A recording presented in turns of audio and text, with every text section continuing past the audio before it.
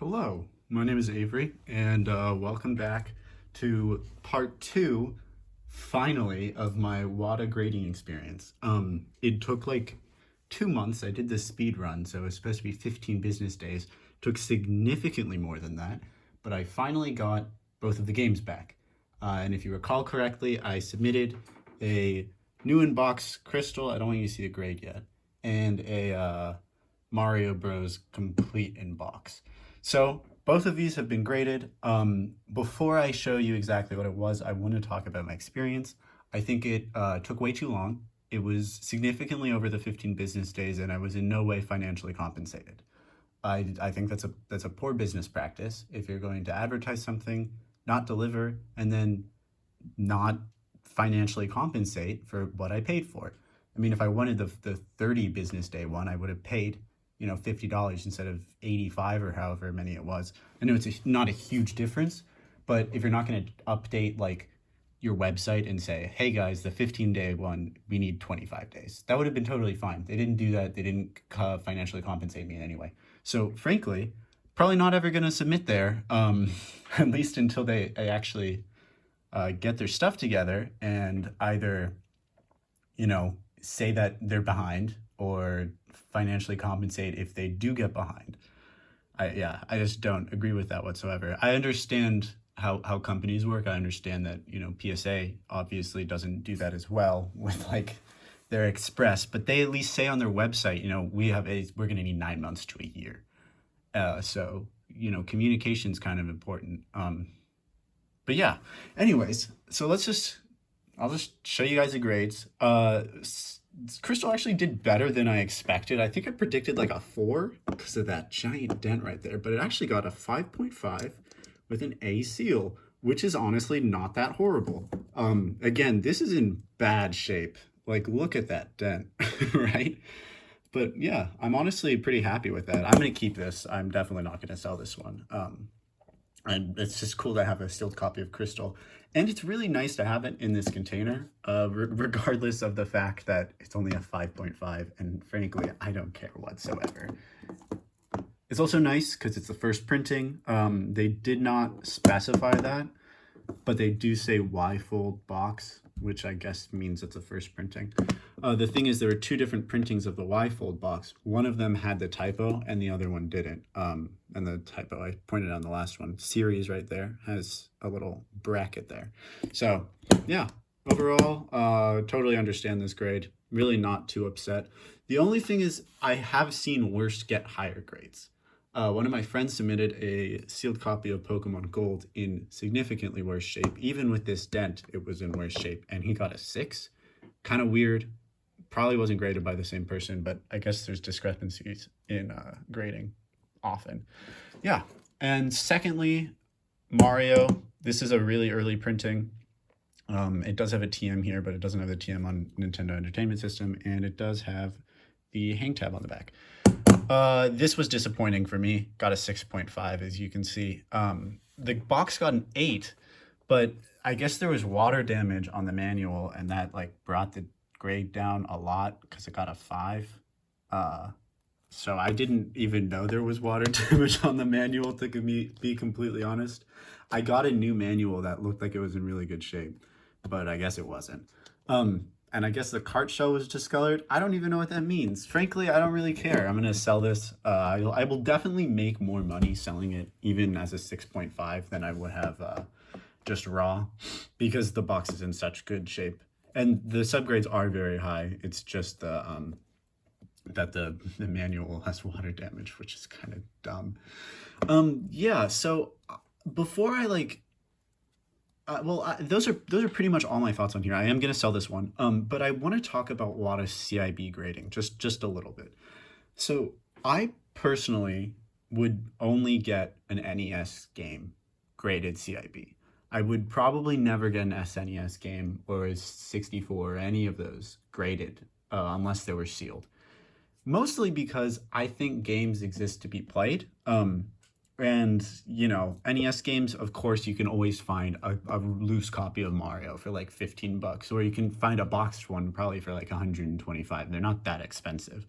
But like when you go into newer games, the wanting to play becomes a much greater factor for me when I buy them. I don't really like buying games to put on my shelf and then just sit there. Like for example, I recently got a copy of Fire Emblem for the Game Boy Advance. I got this complete in box. I have two now. I'm going to sell one of them. But I figured, you know what? I have the game. It was on my list because I was like, okay, I should probably get a Fire Emblem game. But then I was like, I'm going to play it. And I played it. I love it. It's super fun. I'm horrible at it. I just got through Sacred Stones. But I liked it a lot. And, you know, that was an experience I wouldn't have gotten if came in a plastic container, complete in box. When it's sealed, obviously you shouldn't open it. That doesn't make sense. For old games, you really, like, why would you open a sealed game? I can't tell you that. But when it's complete in box, it's like, that's not something you put on your shelf and just leave there forever. Why would you have that? Unless, again, I understand for old games like this that are hard to find with the hang tab still attached and the box in good condition. That makes sense to me. I probably wouldn't play this copy of Mario. Probably get a worse copy to play. But when I see people saying that, like, I have Pokemon Blue, Pokemon Red, and Pokemon Yellow, complete in box, graded a 9.0 for each of them. Hold on. Let me get my copy of Pokemon Yellow. I have a couple copies. I think I showed these in the other games. I mean, in the other video. These are like pristine copies. These are pretty much, they're all complete in box. They're in 100% perfect shape. There's absolutely nothing wrong with that. That being said, I've played this game, like this exact game with this cart. I would not have this on my shelf to display complete in box in a plastic container for the rest of its life, unless I like played the game fully. And even then, I would want to, you know, go to my save file and look at the Pokemon that I got on my journey or whatever. So when I see people buying or selling complete in box Pokemon games, it's absolutely ridiculous. I don't agree with that whatsoever. I think games should be played, and I think that complete in box games specifically aren't sealed because you should play them. I don't think you should grade them and then mark up the price 300%. There is legitimately a listing right now, Pokemon Yellow, Pokemon Red, Pokemon Blue, for $10,000, complete in box, WATA graded. You can buy those in mint condition for maybe $500 a piece, maybe. Obviously that's expensive, but it's not worth that much money. It's not worth $10,000 to get them complete in box in mint condition. It's and the issue I have with that really is I feel like it's going to branch to other games.